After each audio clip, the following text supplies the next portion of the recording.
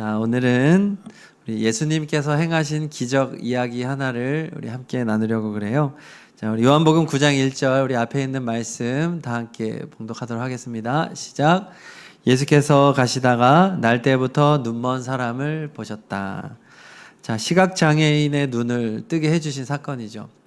시각장애인은 세 종류가 있습니다. 하나는 날 때부터 시각장애인인 사람이 있고, 또 한 부류는 처음에는 정상이었는데 사고나 질병으로 인해서 시력을 잃은 분들, 또 마지막은 완전하게 시력은 잃은 것은 아니지만 시력이 매우 이렇게 약해서 아주 일부분만 보거나 아니면 지금 계속해서 시력이 악화되어져 가고 있는 분들, 이렇게 세 부류로 나눌 수 있는데, 오늘 말씀은 첫 번째 부류, 날 때부터 이제 보지 못하는 시각장애인이에요. 그러니까 가장 불행한 사람이라고 볼 수 있겠죠. 태어나서 한 번도 본 적이 없어요. 그러니까 이제 계절이 바뀌고 형형색색의 그런 아름다움들, 자, 이런 것들을 하나도 본 적이 없으니까 상상할 수도 없는 거예요. 그러니까 이제 사고로 시력을 잃은 사람들은 최소한 상상은 할 수 있는데, 시력이 처음부터 없었기 때문에 전적으로 그런 경험을 해보지 못했던, 그런 기능이 없었던 그런 부류의 사람이었다라고 할 수 있는 겁니다. 그리고 뭐 당시에 무슨 시각장애인 학교가 있었겠습니까? 뭐 점자책이 있었겠습니까? 그러니까 너무나 불행하게 이 사람은 살았고, 결국 할 수 있는 건 하나밖에 없겠죠. 이제 구걸하며 사는 것밖에는 없었던 것이죠. 자, 안 그래도 참 가련한 이 시각장애인을 더 힘들게 하는 게 있었어요. 그게 뭐냐면은 바로 당시 유대인들의 그 시각장애인을 향한 인식이었습니다. 아, 참 불쌍하다. 우리가 어떻게 도와줘야 되지? 뭐 이런 복지의 관점에서 보지 않았다는 것이죠. 유대인들이 이 시각장애인을 봤을 때 어떤 느낌이었는지가 9장 2절에 나와 있어요. 우리 9장 2절 말씀 다 같이 읽겠습니다. 시작. 제자들이 예수께 물었다. 선생님, 이 사람이 눈먼 사람으로 태어난 것이 누구의 죄 때문입니까?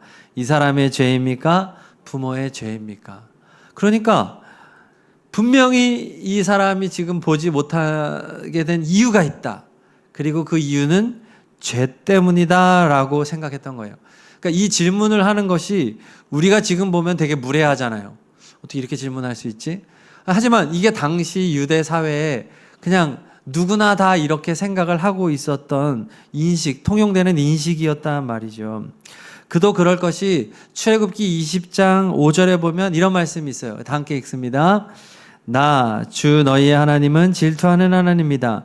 나를 미워하는 사람에게는 그 죄값으로 본인뿐만 아니라 3, 4대 자손에게까지 벌을 내린다. 그러니까 이 말씀을 근거로 해서 만약에 질병과 사고나 어떤 불행한 일이 닥쳤을 때 다 여기에 맞추는 거예요. 분명히 이거 죄 때문이야. 그러니까 두 가지겠죠. 부모가 죄를 지었거나 당사자가 죄를 지었거나예요. 그런데 생각해 보세요. 날 때부터 시각장애인이 됐으니까, 날 때부터 장애인이 됐다면 기본적으로 부모의 죄라고 생각할 수 있잖아요. 근데 유대 학자들은 어머니 뱃속에서도 죄를 질 수 있다, 이렇게 해석을 한 거예요.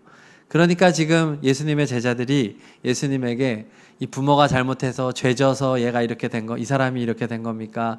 아니면 이 사람이 모태에서 뭔가 잘못을 했습니까? 지금 이 질문을 하고 있는 거죠. 그러니 이런 사회적 인식 속에서 이 시각장애인은 안 그래도 불편하고 정말 가장 참담한 생활을 하는데, 사람들의 그 불편한 시선 때문에 더 비참한 삶을 살아가고 있었던 것이죠. 근데 이 사람만 그랬겠어요? 이 사람의 부모님도 마찬가지였겠죠. 부모님도 고개를 들지 못하고 죄인처럼 살아가고 있었을 것이에요. 자, 근데 여러분 방금 읽었던 이 출애굽기 20장 5절 말씀이 죄 때문에 모든 어려움이 닥친다라고 하는 공식을 만들어 놓은 게 아니에요. 그러니까 지금 저 출애굽기 말씀은 죄의 영향력에 대한 말씀입니다. 그러니까 누군가가 죄를 지었을 때 그 죄의 영향력과 파급력이 3, 4대까지 미칠 정도로 죄라고 하는 것은 그런 강력한 영향력을 가지고 있다, 이런 의미로 하나님이 말씀하신 것이죠. 그러니까 부모가 죄를 진 것을 자녀가 책임져야 된다. 죄 때문에 이런 고통이 찾아왔다. 자, 이렇게 해석해서는 안 되는 거죠. 하나님께서는 죄에 대한 책임을 당사자에게 물으십니다. 죄를 지었을 때 이 죄를 그 자녀에게서 찾지 않아요. 그러니까 하나님은 그 사람으로 벌하시는 분이죠. 여러분 이거를 정확하게 알아야 됩니다. 이제 각 사람에 대한 완전한 이제 평가와 심판은 언제 이루어지겠습니까? 이 세상이 아니에요. 이 세상에서 모든 죄에 대한 평가가 이루어진다면 지금 이 세상에 살아있는 사람이 없어요. 그렇지 않아요? 죄의 대가는 사망이고 죽음이고 지옥이에요. 그러니까 이 세상에서 뭔가 죄의 대가를 받는다라고 하는 공식을 가져버리면 우리가 다른 사람들에 대해서 너무 심판자의 입장에서 판단하게 된단 말이죠. 병 있어? 문제 생겼어? 사고 났어? 죄 때문이네? 여러분 이거 얼마나 악한 행동인지 모르는 거예요. 자, 그러니까 예수님이 다시 오실 재림의 때에 비로소 온 세상 모든 사람은 완전한 심판을 받아요. 그때 비로소 그때는 모든 것이 다 드러납니다. 그때는 핑계할 수도 없어요. 무슨 변호사 검사 필요 없어요. 예수님 앞에서 다 드러나게 될 것이고 그때는 두 개밖에 없습니다. 천국과 지옥. 그리고 천국에서도 같은 천국이 아니죠. 정말 이 땅에서 주님의 말씀 붙잡고 정말 헌신적으로 주님을 사랑하며 살아갔던 사람들과 또 어떻게 보면 믿음은 가지고 있었으나 그 삶이 온전치 못하고 했던 사람들은 같은 천국을 가더라도 그곳에서의 어떤 상급이 다를 수밖에 없겠죠. 자, 그러므로 오늘 다른 사람도 아니고 예수님의 제자들이 이런 질문을 했다는 거. 부모의 죄 때문입니까? 이 사람이 못해서 죄 지어서 그렇습니까? 이 질문을 했다는 것은 당시 이스라엘 사회에 얼마나 뿌리 깊게 이러한 부패된 생각이 자리 잡고 있었는지를 보여주는 거예요. 그러니까 이런 거죠. 눈에 어떤 보이는 돈 많이 벌고 부자는 복 받은 거. 명예가 있고 권력이 있고 성공하고 출세한 것은 복이야.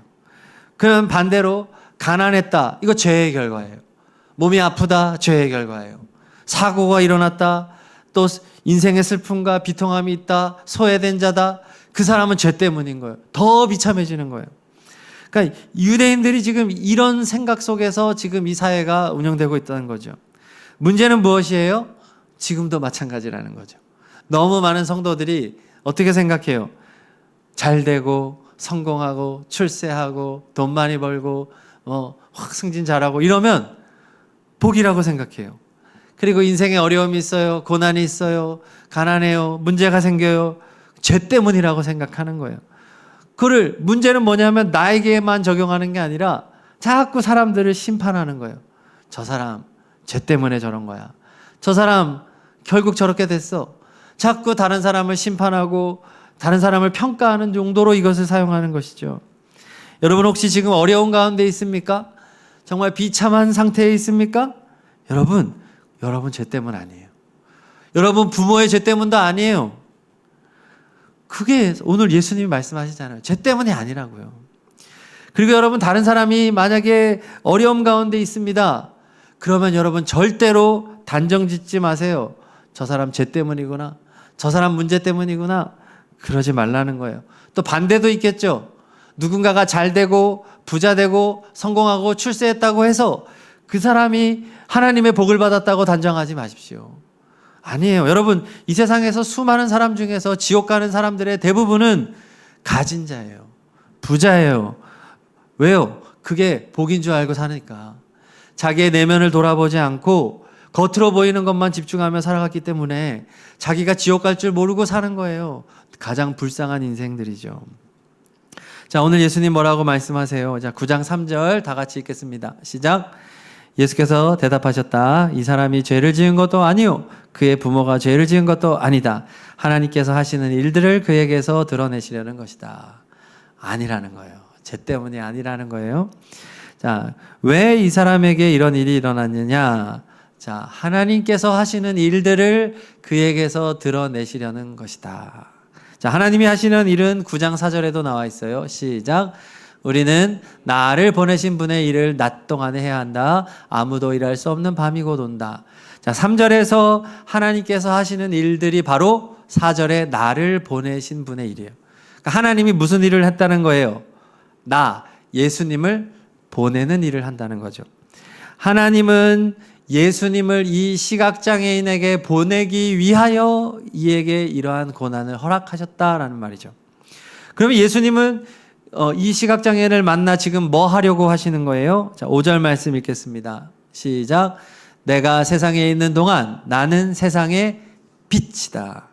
한 번도 태어나서 빛을 경험하지 못했던 이 시각장애인에게 빛이 되어주겠다. 뭐예요? 보게 해주겠다. 이 시각장애인이 장애인으로서 있었던 이유는 우리 예수님이 이 시각장애인의 눈을 뜨게 해주실 그 기적을 위해서 하나님이 지금 예비한 것이다 라고 말씀하고 있는 거예요. 자, 그리고 예수님은 기이한 행동을 하십니다. 6절 읽습니다. 시작. 예수께서 이 말씀을 하신 뒤에 땅에 침을 뱉어서 그것으로 진흙을 개어 그의 눈에 바르시고. 여러분, 보통 예수님은 어떻게 고쳐주셨어요? 그냥 말씀으로 고쳐주세요. 일어나라 하면 일어나고, 그쵸? 무덤에서 나오라 하면 나오고, 주님 말만 하면 되거든요. 근데 주님은 오늘 말씀에서는 좀 이제 이해가지 않는 행동을 해요. 땅에 침을 뱉어서 진흙을 개어서 눈에 바른다. 자, 여러 해석이 있는데 제가 가장 은혜 받은 해석은 뭐냐면 지금 이 행위가 창조의 행위와 연결되는 겁니다. 우리가 무엇으로 지음을 받았어요? 흙으로 지음을 받았죠. 우리 예수님이 우리를 창조하셨잖아요. 하나님께서 예수님을 통해 우리를 창조하셨는데 흙으로 만드셨잖아요. 그래서 지금 예수님께서는 동일하게 흙으로 창조의 행위를 하고 있는 것이다. 이 사람에게 있어서의 눈은 사실은 태어날 때부터 창조가 안 됐던 부분이잖아요. 그렇죠? 모양만 있었지 시력의 기능을 이제 눈의 기능을 하지 못했기 때문에 이 사람의 이제 눈의 기능을 주님이 지금 창조하고 있는 행위를 하는 거예요. 주님이 이제 전혀 없었던 기능을 지금 넣어주고 있는 겁니다. 자, 그리고 주님 어떻게 하느냐? 자, 7절 보겠습니다. 7절 시작. 그에게 실로암 못으로 가서 씻으라고 말씀하셨다. 실로암은 번역하면 보냄을 받았다는 뜻이다. 그 눈먼 사람이 가서 씻고 눈이 밝아져서 돌아갔다. 자, 예수님이 이제 연못으로 그를 보냅니다. 이제 이렇게 바르신 다음에 자, 실로암 연못으로 가라. 근데 그 실로암은 뭐냐? 보냄을 받았다. 예수님이 보내신 거죠. 자, 그렇게 예수님이 시키는 대로 순종해서 가서 눈을 씻었더니 어떻게 되었나요? 그의 눈이 새롭게 창조되었습니다. 그래서 이제는 시신경이 살아나고 정상적인 기능을 처음으로 하게 된 것이죠. 그는 드디어 보게 된 것입니다. 할렐루야. 이제 이 기적의 이야기예요. 그렇다면 오늘 예수님께서 이 시각장애인의 눈을 뜨게 한 이 기적이 우리에게 어떤 메시지를 주는가? 자, 이게 중요하겠죠? 항상 그렇지만 성경은 성경에 나오는 기적들은 그 기적 자체보다 그 기적에 담긴 메시지가 중요해요. 예를 들어서 오병이어 기적을 했을 때도 예수님은 정말 오병이어만 가지고도 성인 남자 5,000명을 먹일 수 있구나. 한 2만 명 정도 모였을 것으로 보는데 그 많은 사람들을 먹였겠구나. 그 자체만 보면 그렇게 해석할 수 있는데 그러면 안 되는 거예요. 왜냐하면 그 후에 예수님을 쫓아왔던 사람들, 무리들을 보고 예수님이 꾸짖으셨거든요. 니네들 나를 쫓아온 이유는 배 타고 여기까지 나를 쫓아온 이유는 너희가 먹고 배불러서다. 그러니까 예수님 진리 대신 예수님을 쫓아온 게 아니라 저분을 우리의 왕으로 삼으면 일하지 않아도 되겠구나. 우리 청년 여러분들 많은 청년들이 바라는 거죠. 일하지 않고 부모의 재산으로 살 수 있으면 이자로 살 수 있으면 자 지금 사람들은 그 목적으로 예수님 쫓아왔다는 거예요. 주님만 쫓아다니면 빵이 막 생길 거니까 하나만 있어도 뭐 계속 먹을 거 아니에요. 예수님은 그들을 불신앙이다. 너희들은 탐욕에 따라 나를 쫓아왔다. 여러분 기적 자체를 쫓아다니면 그거는 탐욕적인 거예요. 의미가 중요한 거죠. 자, 오늘 시각장애인이 눈을 뜨게 된 기적의 의미가 무엇이냐 하면 첫째, 자, 다 함께 읽습니다. 시작. 우리는 모두 태어나면서부터 시각장애인 된 사람들이다. 자, 이 성경의 이야기는 2000년 전에 한 시각장애인의 이야기가 아니에요. 바로 오늘날 우리에게 주시는 하나님의 말씀이잖아요. 믿으십니까? 성경은 다 나에게 주는 말이에요. 그러니까 이 시각장애인이 어려서부터 전적으로 무능하고 무지하고 자기의 힘으로는 인생을 살아갈 힘과 능력이 없고 볼 수 없는 그런 존재였던 것처럼 우리도 마찬가지로 우리의 힘과 노력으로는 구원을 얻을 수도 없고 하나님을 볼 수도 없고 진리가 무엇인지 어떻게 살아가야 할지 아무것도 알지 못하는 존재였다는 거예요. 이 시각장애인은요, 눈을 뜰 수 있을 것이다라는 생각을 단 한 번도 한 적이 없는 사람이에요. 그렇지 않나요? 네. 왜냐하면 성경을 통틀어서 구약에도 많은 기적이 나와요. 그렇죠? 홍해가 갈라지고 막 요단강이 막 위에서 끊기고 또 선지자들을 통해서 많은 병자들이 고침을 받고 했지만 단 한 번도 시각장애인이 눈을 떴던 기적은 없어요. 역사 이래로 단 한 번도 있지 않았던 기적이에요. 그렇기 때문에 이 시각장애인조차도 눈을 뜰 수 있을 것이라고 하는 기대는 할 수 없는 그런 존재였다는 사실이죠. 여러분, 우리도 마찬가지라는 거예요. 여러분, 우리가 어떠한 노력을 하고 어떠한 무엇을 해도 우리는 구원을 얻을 수 있는 존재가 아니라는 거예요. 우리는 전적으로 무능하고 전적으로 무지한 존재다. 이것이 성경이 우리에게 말하여 주는 겁니다. 우리가 이 시각장애인이 예수님을 찾아간 게 아니라 예수님이 찾아온 거예요. 예수님이 이 시각장애인을 불쌍히 여기신 거예요. 주님이 우리를 불쌍히 여기신 거예요. 주님이 우리의 눈을 뜨게 해주시기로 작정하신 거예요. 그래서 두 번째 은혜는 뭐냐? 자, 2번 다 같이 읽습니다. 우리가 구원받게 된 것은 모두 하나님의 은혜입니다. 라는 것이죠. 네. 예수님 눈 뜨게 해주십시오라고 요청한 적이 없어요. 예수님이 길 가다가 이 시각장애인을 보았고 주님이 만나주시고 또 제자들과의 대화를 통해서 하나님께서 나를 통하여 빛을 보여주실 것이다 라고 말한 거죠.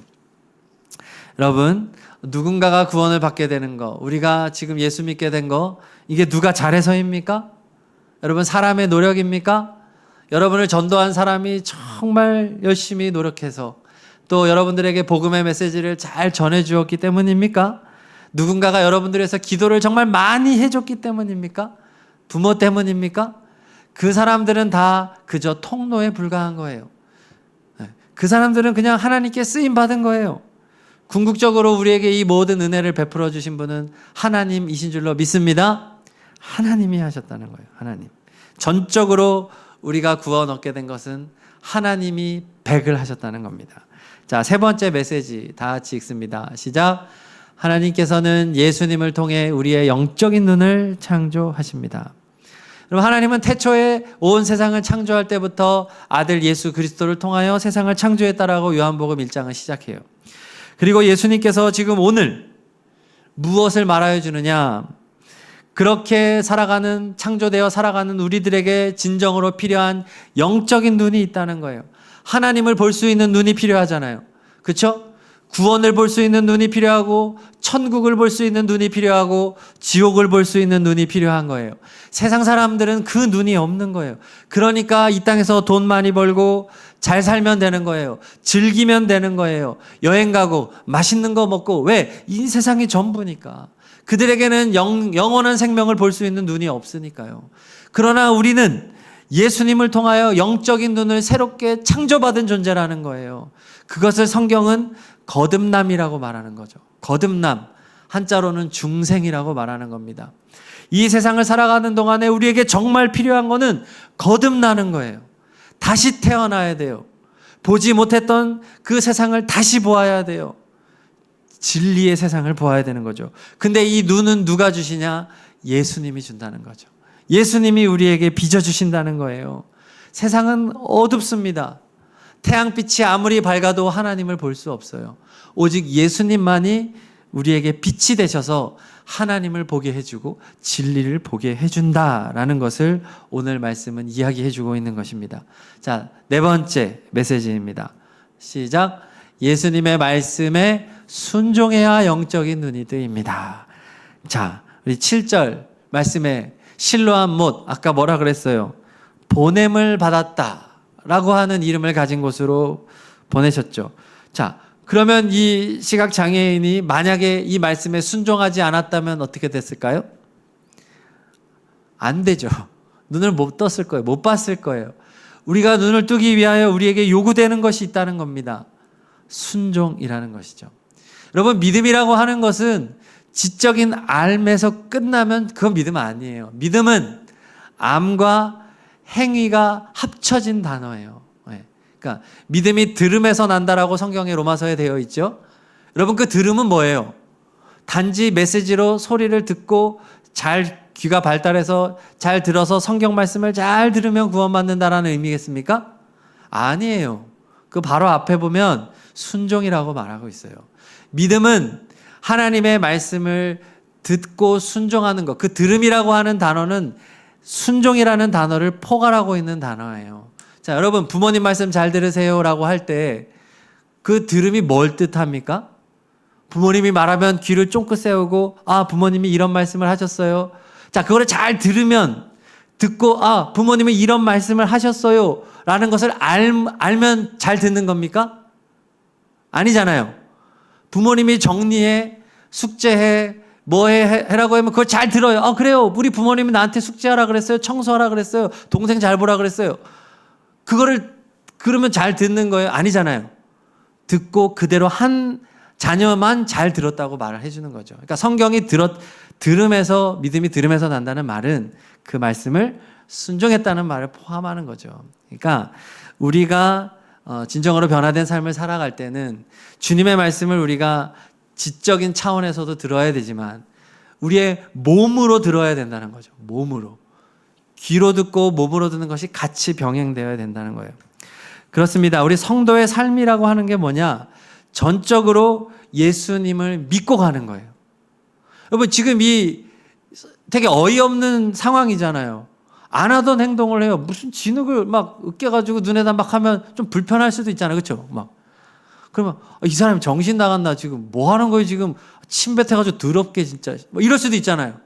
안 그래도 보이지도 않는데 실로암 못까지 또 가라는 거예요. 가서 또 씻으래. 이게 뭐 하는 짓이야 이게. 그러니까 불편한 마음을 가지면 순종할 수 없잖아요. 그러나 예수님에 대한 믿음이 있으면 할 수 있어요. 주님을 믿는 거예요. 그러면 주님의 요구는 때로는 너무 어이없어요. 여러분, 성경 말씀이 이해가 가는 말씀이 많아요? 이해 안 가는 말씀이 많아요? 여러분, 성경은 믿음 없이 못 봐요. 처음부터 1장 1절부터 태초에 하나님이 천지를 창조했다. 뭔 소리야? 세상이 진화된 거지 무슨 뭔 놈의 창조야. 여러분, 처음부터 안 믿으면 성경은 한 절도 넘어갈 수가 없어요. 신뢰와 믿음으로 출발해야 되는 겁니다. 우리는 예수님에 대한 믿음을 가지고 그분에게 내 몸을 맡겨야 돼요. 그리고 예수님의 말씀에 순종해서 주님이 가라면 가고 서라면 서고 그냥 내 눈에 바르면 그냥 바르십시오. 뭐 진흙이 됐든 침이 됐든 마음대로 하십시오. 씻어라 그러면 씻는 거예요. 여러분, 주님이 말씀대로 하면 성경에 우리가 정말 감당하기 어려운 메시지가 얼마나 많아요. 그쵸? 야, 오른뺨을 맞으면 왼뺨을 돌려대라. 와, 이거 참 어려운 말 아니에요? 여러분, 직장에서 일하시는 분들이나 하면 정말 마음 안 맞는 그 상사라든지 사람들이 있잖아요. 그 사람이 나를 이유 없이 막 괴롭히고 막 할 때 예수님의 가르침은 뭐예요? 치받고 싸우라는 거예요. 오른뺨을 때리면 왼뺨을 돌려대래. 겉옷을 달라 그러면 속옷도 주래. 오리를 가자 그러면 십리를 동행하래. 여러분, 예수님의 이러한 말도 안 되는 요구지만 이 말씀을 아멘하고 순종하는 자에게 복이 있다는 것이죠. 예수님을 위하여 박해받고 예수님을 위해 손해보라. 우리의 이웃과의 관계 속에서도 예수님은 자꾸 용서하래. 와, 세상에서 정말 힘든 게 용서잖아. 그렇지 않아요? 정말 내 인생을 망가뜨린 그 사람, 정말 생각도 하기 싫은 그 사람 용서하래. 왜? 너가 더 큰 용서를 받았으니까. 주님은 성경을 통해서 우리에게 계속해서 도전하세요. 감당하기 어려운 얘기를 자꾸 하세요. 그렇지만 주님을 믿고 그 말씀대로 우리가 순종할 때 우리의 삶에 놀라운 변화가 일어나요. 기적이 일어나요. 그게 주님이 하시는 일이라는 것이죠. 여러분, 성경에서 교회에서 가장 중요하게 생각하는 거 성경이잖아요. 그렇죠? 항상 첫째는 성경입니다. 기도를 첫째라고 말하는 사람도 있는데 아니에요. 여러분, 첫째는 성경이에요. 성경이 첫째 되지 않고 기도하면 이상한 기도해요. 다른 종교의 기도를 하게 되고 기복적인 기도를 하게 되고 하나님이 기뻐하지 않는 기도해요. 하나님의 마음도 모르면서 무슨 기도를 하겠다는 거예요. 성경이 항상 제일 중요해요. 왜냐? 이 성경이 예수님의 말씀이기 때문에. 여러분, 그래서 성경을 사랑하는 것보다 중요한 것이 없습니다. 이 성경을 그냥 중요하게 생각하는 정도로 하면 안 돼요. 성경을 사랑해야 돼요. 예수님 말씀이기 때문에. 여러분, 여러분이 사랑하는 부모님이 이제 돌아가셨어요. 그러면 여러분은 이제 남은 삶을 어떻게 살아갑니까? 정말 사랑하는 부모님이었다면 그분이 하신 말을 늘 되새기며 살겠죠. 어머니가 나에게 해주셨던 말, 아버지가 나에게 해주셨던 말, 인생을 이렇게 살도록 해라. 그런 남겨놨던 그 지혜를 계속 붙잡고 사랑하며 살지 않겠습니까? 마찬가지예요. 우리도 성경을 정말 사랑하고 이 성경의 말씀이 나를 사랑하신 예수님의 말씀이니까 어떠한 상황에도 순종하며 걸어가야지. 자, 그런 마음으로 가는 거죠. 청년 여러분, 간곡히 부탁드립니다. 성경을 읽으시기 바랍니다. 지금 사탄은 계속해서 우리가 성경을 읽지 않는 환경을 더 만들고 있잖아요. 정말 핸드폰 하나만 있으면 언제 어디서나 정말 재미난 영화와 드라마와 정말 쏟아져 나오고 있어요. 그거 다 사탄이 하는 것입니다. 성경을 읽어야 합니다. 쉬운 성경 보세요, 여러분. 어려운 거 보지 말고. 새번역, 우리말, 쉬운 성경. 그냥 이해되는 걸 읽으세요. 충분해요, 그렇게 보셔도. 그리고 핸드폰에 저희가 추천하는 건 가피풀 성경. 이거 유료이기 때문에 광고도 안 뜨고 가독성이 아주 좋고 글자 크기, 줄 간격, 글자 폰트 다 내가 조절할 수 있고 아주 좋아요. 그리고 제가 또 우리 단톡방에다가 우리 매일 성경 한 장의 짧은 요약과 이제 메시지를 보내드리고 있는데 혹시 큐티하지 않는 분들은 이제 그것을 참고해서 성경도 읽고 듣고 묵상하시기를 바랍니다. 이런 여러 가지 방법을 통해서 계속해서 권면하는 이유는 이것이 우리가 살 길이기 때문에 그렇습니다. 여러분, 성경을 읽지 않으면 우리는 주님의 말씀을 들을 수가 없고 주일에 이렇게 한 번 들은 거 가지고 일주일을 산다는 것은 현실적으로 참 무리가 있습니다. 물론 계속 묵상하며 붙잡고 살아간다면 힘이 될 수 있겠으나 우리 하나님은 그런 방식보다는 스스로 성경을 날마다 읽는 방식을 우리에게 여러 차례 말씀해 주셨어요. 자, 여러분, 스스로를 한번 점검해 보시기를 바랍니다. 나는 영적인 눈이 열려 있는가? 여러분, 정말 오늘 말씀에 나오는 이런 시각장애인이 아닙니까? 여러분, 정말 하나님을 보고 있나요? 여러분, 하나님의 마음을 느끼고 있나요? 여러분, 구원을 확신하고 있습니까? 여러분, 영원한 생명을 확신하고 있습니까? 그래서 지금 여러분의 인생에 빛이 있습니까? 혹시 여러분의 인생이 어둠 가운데 있지 않나요? 하나님은 내게 분명히 빛을 주셨다고 하셨는데 예수님이 나를 위해 생명을 주시고 나 구원받았는데 너무 우울하게 너무 좌절하고 낙심하며 어두운 인생을 살아가고 있지 않습니까? 여러분들에게 빛이 필요합니다. 예수님이 필요합니다. 제가 복음성가 한 해를 소개시켜드리려고 합니다. 아주 오래된 찬양인데 실로암이라고 하는 곡입니다. 여러분들에게는 새로운 곡일 것 같아서 1981년에 지금 화면에 있는 신상근 목사님이 아주 젊었을 때 작사 작곡한 곡입니다. 가사를 한번 띄워주시면 어두운 밤에 캄캄한 밤에 새벽을 찾아 떠난다. 종이 울리고 닭이 울어도 내 눈에는 오직 밤이었다. 자, 이게 우리의 인생이에요. 우리는 정말 빛을 찾고 싶어요. 새벽이 오기를 기다려요. 그래서 열심히 찾아 떠나고 노력하고 애써봤지만 내 눈에는 오직 밤입니다. 이게 우리의 실존인 것이죠. 내 노력과 힘으로 볼 수 없는 우리의 모습. 그런데 주님을 처음 만난 그때는 차가운 새벽이었어. 주님 마음속에 사랑 있음을 나는 느낄 수가 있었어. 주님이 만나주신 거죠. 이 사람의 노력으로 만난 게 아니라 우리 주님이 이 사람을 만나주었더니 그때 그 차가운 새벽에 주님의 사랑을 나는 느낄 수 있었습니다. 그리고 나는 거듭났습니다. 오 주여 당신께 감사하리라.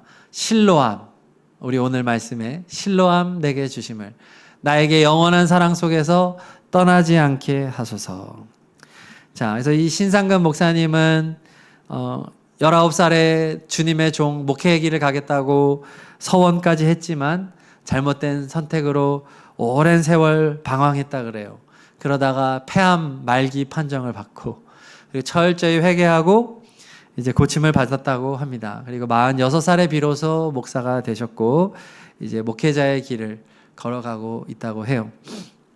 그래서 오늘 이 가사 우리 같이 찬양하면서 실로암, 네, 우리 반주 좀 해주시고요.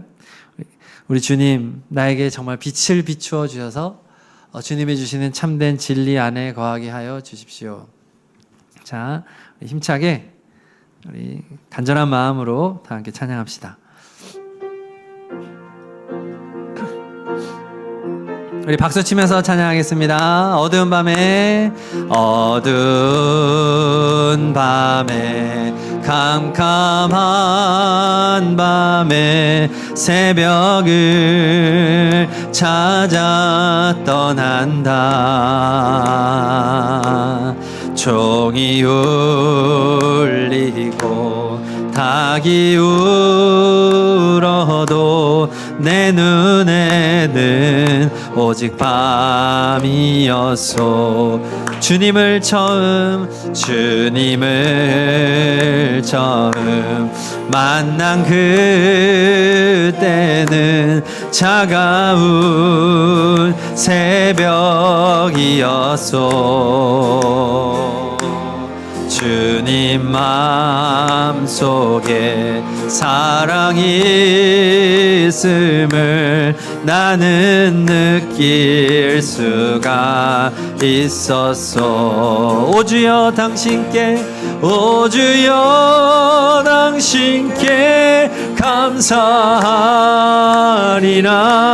실로암 내게 주심을, 나에게 영원한 사랑 속에서 떠나지 않게 하소서. 오 주여 당신께, 오 주여 당신께 감사하리라. 실로암 내게 주심을, 나에게 영원한 사랑 속에서 떠나지 않게 우리 처음부터 하겠습니다. 어두운 밤에 캄캄한 밤에 새벽을 찾아 떠난다. 종이 울리고 닭이 울어도 내 눈에는 오직 밤이었소. 주님을 처음 만난 그때는 차가운 새벽이었소. 주님 마음속에 사랑이 있음을 나는 느낄 수가 있었소. 아멘. 오 주여, 오 주여 당신께 감사하리라. 실로암 내게 주심을, 아멘. 나에게 영원한 사랑 속에서 떠나지 않게 하소. 오 주여 당신께, 오 주여 당신께 감사하리라. 실로암 내게 주심을, 나에게 영원한 떠나지. 우리 간절한 마음으로 한 번 더 부릅니다. 오 주여 당신께, 오 주여 당신께 감사리라. 실로하 내게 주심을, 나에게 영원한 사랑 속에서 떠나지 않게 하소서. 아멘. 우리 시간 기도할 텐데요, 나를 구원하신 것은 전적으로 하나님의 은혜입니다. 하나님 우리에게 예수님을 보내주셔서 주님이 우리에게 믿음 주시고 말씀 주시고 주님이 고쳐주신 거예요. 우리 시간 기도할 때, 예수님 나의 영적인 눈을 창조하셔서 하나님 나라를 보게 하여 주십시오. 천국을 보게 하여 주십시오. 정말 진리를 보게 하여 주십시오. 진정한 가치가 무엇인지 깨닫게 하여 주십시오. 구원을 보게 하여 주십시오. 영원한 생명을 보게 하여 주십시오. 내 마음에 어두움이 있습니다. 내 마음에 슬픔이 있습니다. 두려움이 있습니다. 주님 몰아내 주시옵소서. 빛이신 예수님 이 시간 역사하여 주시옵소서. 우리 말씀을 생각하며 간절히 기도하겠습니다. 할렐루야. 하나님 아버지 감사합니다. 오늘 우리와 함께 하시고 주님 은혜 내려주시기를 간절히 원합니다. 우리가 보기를 원합니다. 예수님 만나기를 원합니다. 주님의 빛이 우리 가운데 임하면 우리 마음의 어두움이 사라지게 될 것입니다. 두려움이 사라지고 염려가 사라지고 걱정이 사라지고 슬픔이 사라지게 될 줄로 믿습니다. 하나님, 예수님 내 눈을 새롭게 창조하여 주셔서 하나님의 나라를 보게 하여 주십시오. 구원을 보게 하여 주십시오. 영원한 생명 천국을 보게 하여 주십시오. 하나님, 진정한 가치가 무엇인지 깨닫게 하여 주시고 겸손히 하나님 앞에 엎드려 하나님을 경배하고 하나님을 예배하고 아버지 하나님을 기뻐하는 인생이 되게 하여 주십시오. 하나님, 헛되고 헛된 세상의 가치를 쫓아 살아가지 않게 하여 주시옵소서.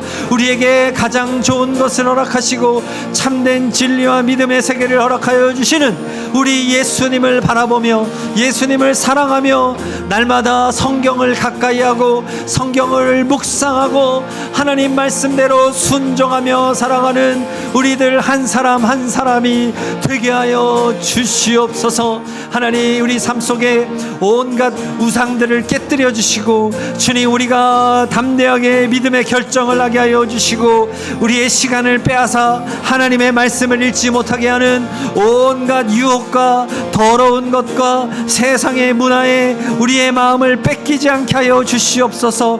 핸드폰과 아버지 TV와 영화와 많은 쏟아져 나오는 문화적인 컨텐츠와 여행과 먹을 것과 아버지 우리를 미혹하는 많은 세상 가운데에서 우리의 마음의 중심을 잘 잡게 하여 주시어서 하나님의 사랑 안에 거하게 하여 주시고 아버지 결단이 있게 하여 주시고 주님의 나라와 주님의 영광을 위하여 살아가는 진정한 그리스도인, 진정한 청년들이 다 되게 하여 주십시오. 하나님, 우리의 인생이 하나님 보시기에 합한 인생이 되기를 간절히 소망합니다. 예수님, 우리의 영적인 눈을 새롭게 창조하여 주십시오. 거듭나게 하여 주십시오. 아버지, 변화되게 하여 주십시오. 이제는 나를 위해 살지 아니하고 하나님의 나라 영광을 위해 살아가는 진정한 그리스도인들이 다 되게 하여 주십시오. 할렐루야. 예수님, 예수님을 경배합니다. 예수님을 찬양합니다. 우리를 위하여 이 땅에 오셔서 우리를 고치시고 우리의 눈을 창조하시고 하나님을 보게 하시고 구원을 보게 하여 주시는 예수님을 찬양합니다. 주님, 영원토록 빛이 되어 주시옵소서. 실로암 내게 주심을 감사드립니다. 하나님, 우리 청년들 한 사람 한 사람의 마음속에 진리의 영으로 함께하여 주시옵소서. 뜨겁게 주님을 사랑하고 주님의 말씀을 사랑하고 주님과 동행하는 인생이 되게 하여 주십시오. 주님 감사합니다. 주님 찬양합니다. 주님 예배합니다. 아멘. 예수님의 이름으로 기도합니다. 아멘.